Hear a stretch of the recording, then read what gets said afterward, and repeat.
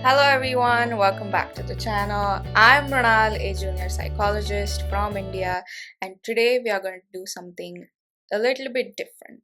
Today I'm going to tell you a story. It happened recently, just a couple of months ago, so it's very fresh. Uh, so I wanted to talk to you about it.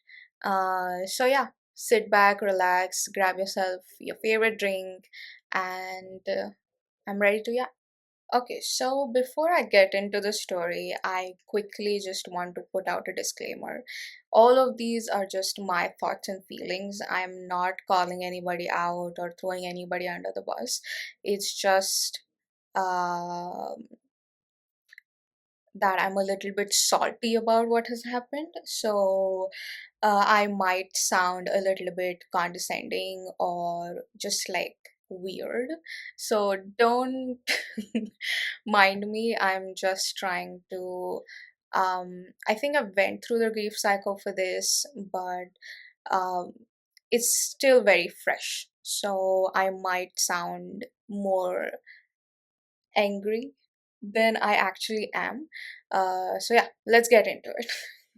So I graduated with a master's degree in clinical psychology around mid July last year, so of 2024. And I had secured myself an internship with a neuropsychologist in March of 2024, and it was supposed to last up until February of 2025. But because I was working on sort of a long term project with her, and we got the opportunity to present like our work at conferences, so I ended up working with her for a longer duration, so till July of 2025 I was working with her. So around September, November, I might say, last year. I started looking for a job because this internship, as great as it was unpaid. So I was looking for a paid opportunity now. So I started looking, started interviewing, uh, but the places that I was getting were not up to. Basically, it didn't fascinate me like the work. And it just wasn't the right fit, the interviews that I gave last year. So this year, around, I want to say March ish, I emailed my previous, a former internship coordinator. So I interned at a local center, mental health center. Um, and there I had formed great connections. I worked with them throughout my master's here and there. So I had emailed them saying that if you have any openings, then I would love to join. So at that time, she said that they didn't have anything. So she'll get back to me, right? She said that she'll get back to me. So I was like, cool. So by the end of July 2025, I receive a call from her saying that we have an opening for junior psychologist and I would like for you to send in your application. So I was thrilled. I was over the moon. I really wanted this job because as I had worked with them before, I knew what they were doing at the center from an intern's perspective, right? I knew the people, I knew the types of clients and patients who came there. I knew like the founder, basically the boss, well, because she's also like the alumni from the university that I am from. So I I enjoyed my time there. So I it low-key became a place where I really, really wanted to work. So I was thrilled. I was over the moon.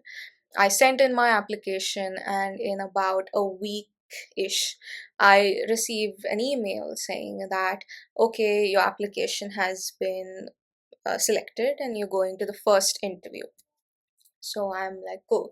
The interview is scheduled in like 2 3 days, and um, it was just like an interview. They didn't name it anything. So it was with a therapist. She was my mentor in the internship as well. So I had interacted with her quite a lot. I knew that the conversation would go well. So I started preparing for it. I even filmed that process. I gave it my all. I was I was desperate. So I was working really hard to make sure that I knew everything. So the day comes around, it's in the afternoon, late afternoon, the interview. I sit for the interview, it's online. I sit for the interview and the conversation goes well. I loved it. It was so positive. I don't think I got anything wrong. I don't completely recall because this is like in August, right? This is the first week of August. I want to say I don't remember properly, but I think it was in the first week of August, and we did that interview, and she immediately told me that I had passed during that call. And I'll go to the next round, which is like the clinical round.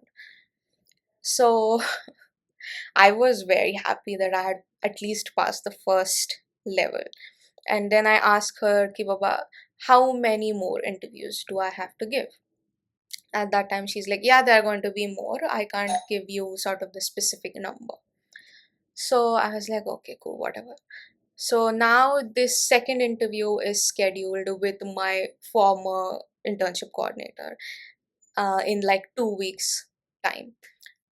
And she taught me during my internship, and she's a scary teacher.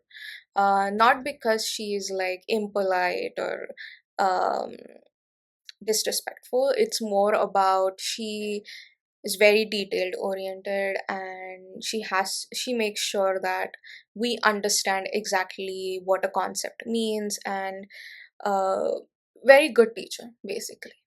And so I, during my first time around when I was interning there, it was pretty scary. But it was great. I loved working with her at that time as well. So now the day comes, the day that I have my clinical or technical round. Basically, it's around to test my knowledge about psychology, about everything that I've learned so far. I sit for the interview again, it's online. We have a small talk basically in the beginning, and then we start the interview. The interview goes again very well. I have made sure that I know everything because I know that she will ask me anything from anywhere.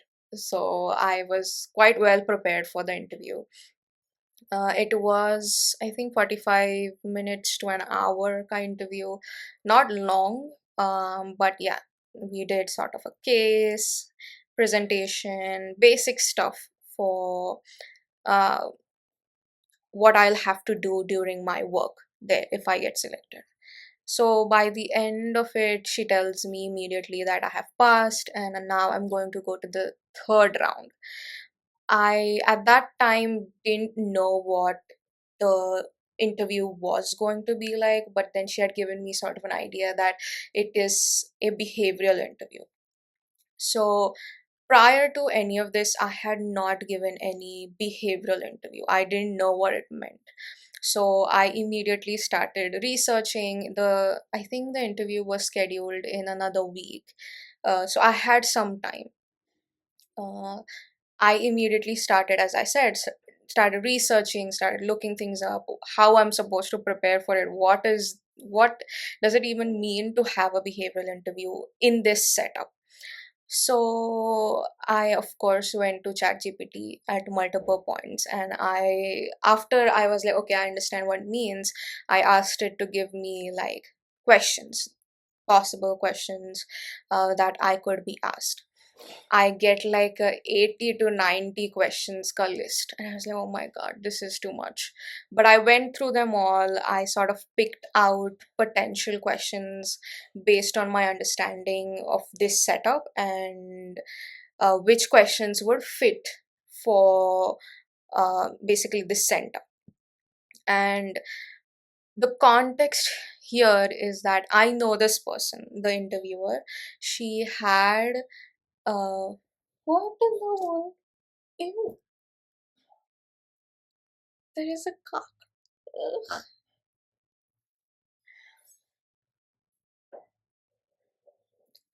Anyway, So I knew this person. She had taken my case one time, and that interaction was interesting. It was not the most pleasant interaction. That's the best I can put it. So I was on edge because, first of all, I don't know what this interview is going to look like, and she being like the last interaction that we had, that being so weird. I was a bit scared, but I was like, okay, we'll see throughout the interview how it goes. We'll see, and it will go well. Again, I had prepared really well for the interview, least to say. So the day comes around, we sit for the interview, it's online again, and she starts asking me questions. And I'm like, why do they sound so familiar? Like, it feels like I have read these somewhere. And they're all from ChatGPT. That was that is where I was like, I mean nothing against them using ChatGPT, but like maybe my expectations are too high from like a very well established center, whatever. But so basically all of my answers I had already prepared for them, because all of these questions were something that I'd already figured out with my research. So it worked out well for me for that round. So we went through that entire interview. I was very confident because I knew all the answers. I've already written down all of my perspectives and everything based on the questions. So it goes on for like an hour, and then she tells me that, okay, cool, uh, I'll let you know in like 2 days time. I was like, okay, great. So she doesn't tell me after 2 days. I have to wait for another week. I had to constantly like email them, tell me, because I want to know, right? I want to know if I've graduated to the next level or what it is. So, so I think during that time, Ganpati festival was also on. So I was already busy in that as well, but it was there at the back of my mind. So now she tells me, okay, before in that interview, I ask her, ki baba kitne aur round hai? And she goes, okay, it is going to be maybe just like one round with the founder, the boss. I was like, great, cool. So 2 days before the interview, I get an email ki you have been selected for the next round, but it is going to be, so it was like on a Saturday I received the email, and Monday I had my interview. Now August is done. This is in September now, first week of September. So I was like, cool. So I also have interacted with this boss. So because she, um, during the internship, we had multiple conversations, and those conversations were also, they were okay. They were interesting, and there are a lot of layers to this because she's the boss.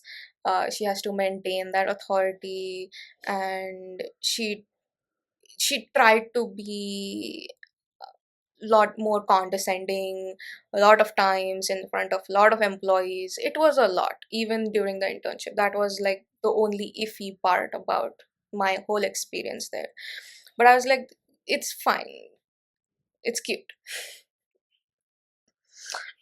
But so I was a little bit, I expected that from the get go for her to be like that, a bit weird.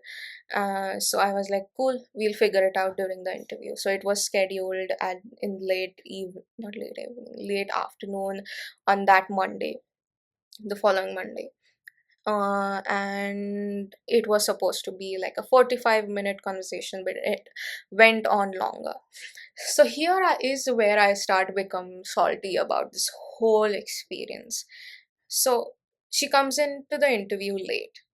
Um, just a fact to know about me, I absolutely don't like people who are late, because I am never late, or at least I try to be never late. And yeah, so it's fine. She's the boss, right? She comes in late. We start the interview. And then, so this is online again, but the entire time she's on her phone.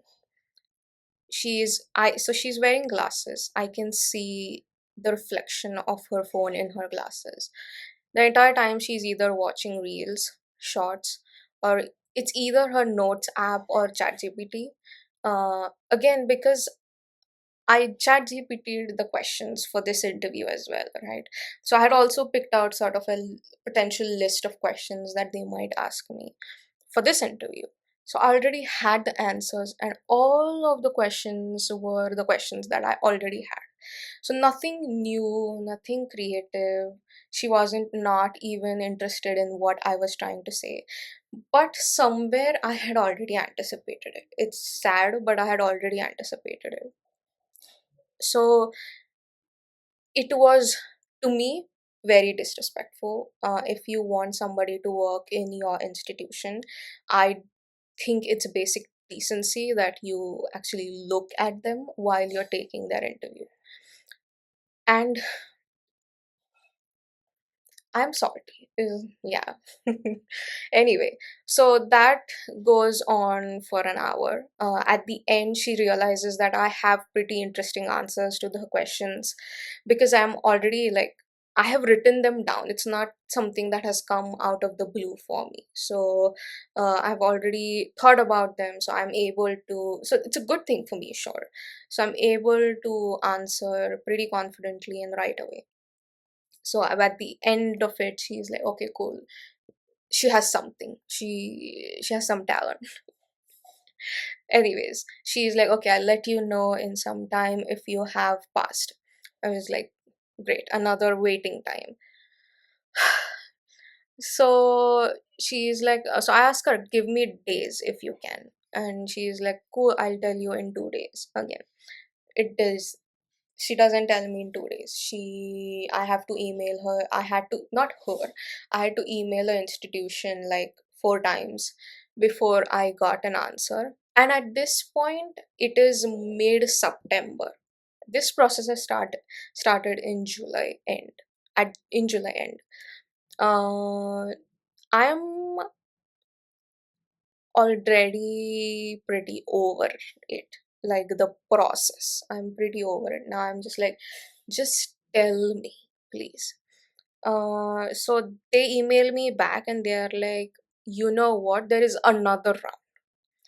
And re- reading this email was so difficult because,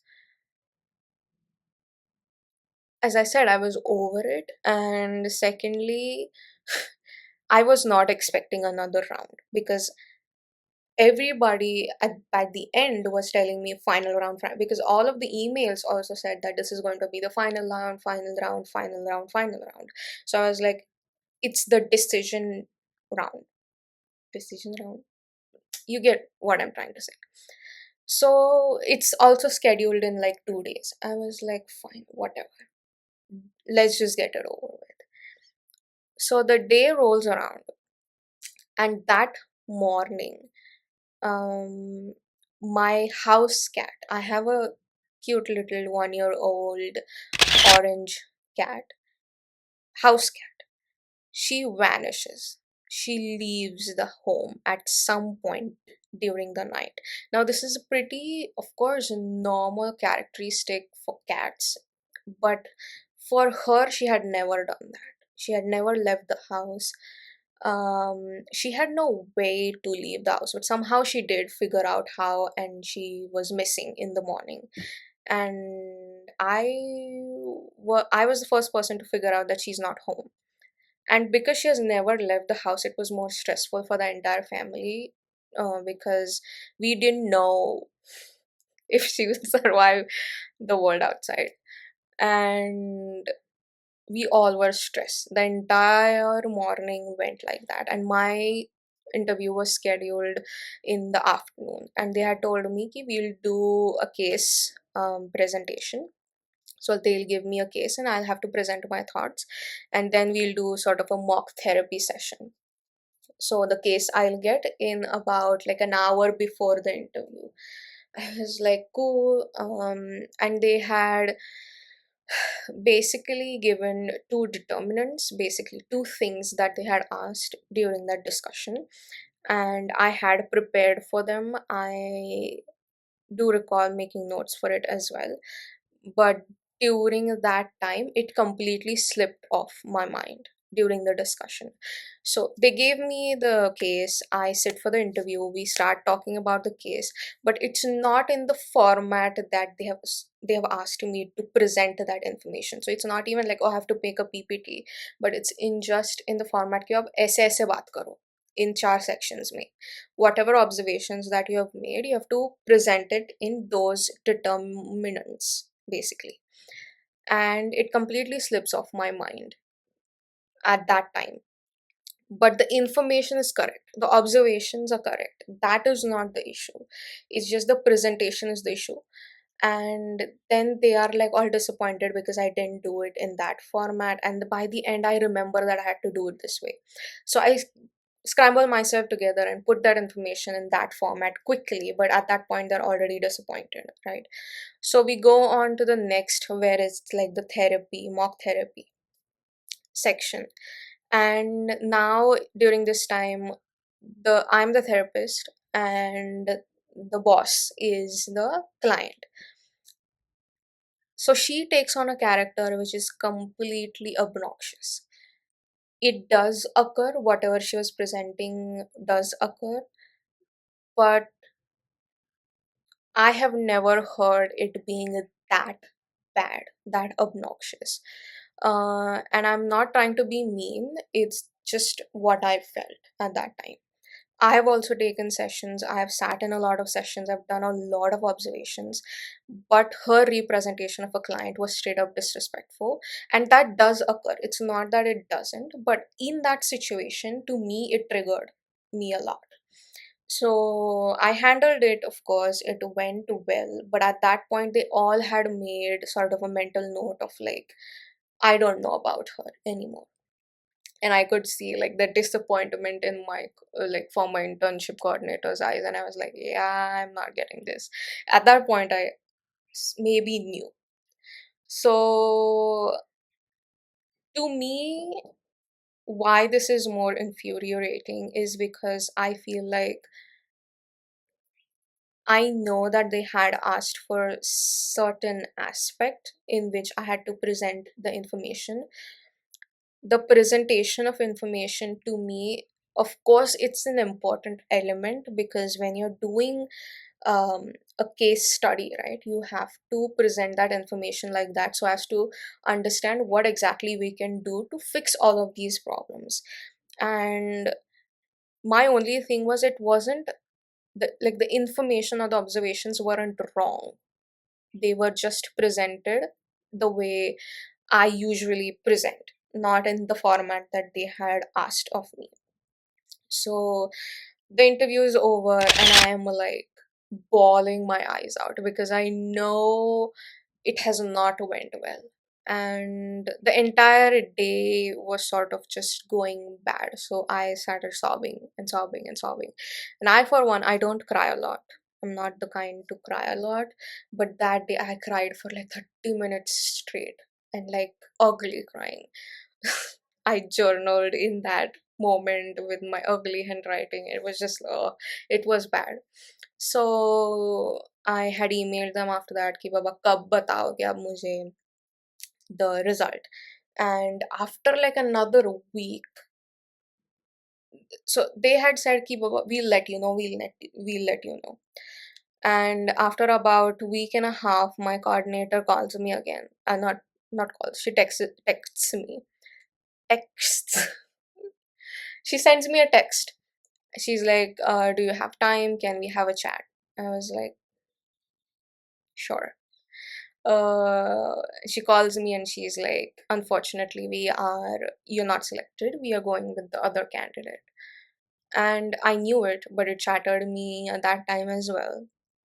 And she told me the reason was, it's not because you don't know what you're doing, or you're not the right fit. We literally had to invent another round because the other candidate and you were so similar. It was just because that candidate has teeny tiny bit more experience than you do. Hence, we are going with her. I was like, fine, I don't care for the. At that time, I was like, I don't care for your excuses. So dramatic. Anyway, that she apologized. She is so nice. She didn't have to do that. She didn't have to actually like call me and apologize, but she made sure that we are in a better place. It's not like we in terms of like our connection, but it was sad. And after that, a couple that evening, I don't know why this was more annoying to me, but it was, and I feel like a lot of people will agree. But the other candidate went and looked up my LinkedIn, and that angered me to my core at that moment. And I don't even know this person. I have no connection with this person, but in that moment, I felt such angst against this person. I was like, no, this is incorrect. So I feel like after that it was pretty rough for like a couple of days, and literally that Friday I decided that I'm going to start posting on YouTube, and that's how I created my channel. I started posting. That triggered my channel here, but it was such a roller coaster ride because it went on for 2.5 months almost with no gains. And it was sort of the first time where I had put in so much efforts, like desperate efforts, might I say. But I had not gained the result that I wanted. So it was quite dejecting. I know a lot of people go through this. It's not like a unheard of experience, but it did affect me for some time post that as well. But yeah, I don't know, I just wanted to come here and tell you this story, and wanted to know if anybody else had experienced this or what your experience has been so far with employment. Just like start a conversation down below in the comment section. So yeah, that's it for today's video. If you liked today's video, then please don't forget to like, comment, share, and subscribe. And I'll meet you in my next video. Bye bye.